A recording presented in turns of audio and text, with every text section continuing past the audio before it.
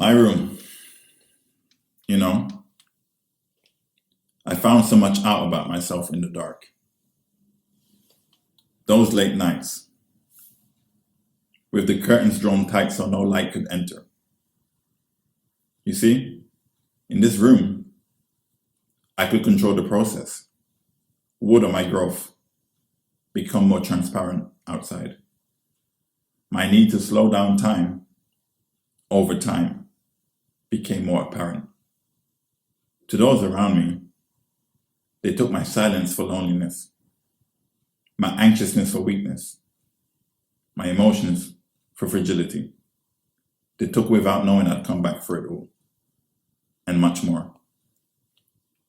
My room, the safest place I knew for years, locking the doors, drawing the curtains. Outside doesn't belong here. My heart beating louder than my thoughts. My breath feeling heavier every time I exhale. I was changing the process of growth from within, without ever stopping to think how it would affect me outside. They gave me a classroom to learn in, but never a room to grow inside. No room like my room. The room within, which had a connecting corridor to my brain. Like the umbilical cord that was once detached from me, years would pass, and my corridor would be no more.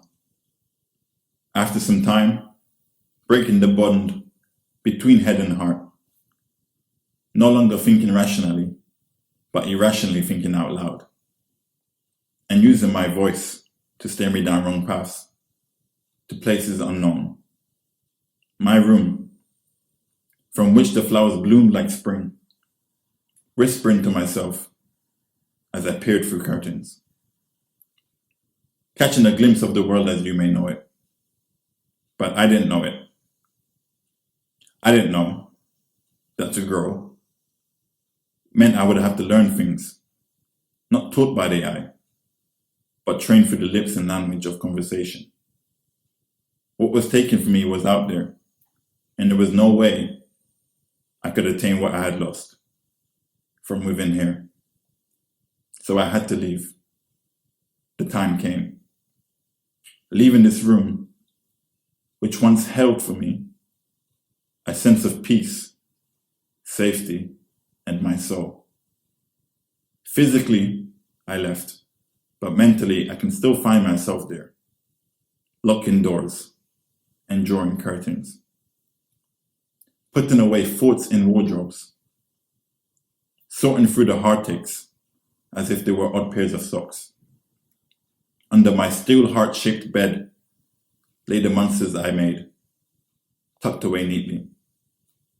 My room, the growing pains, the unstableness.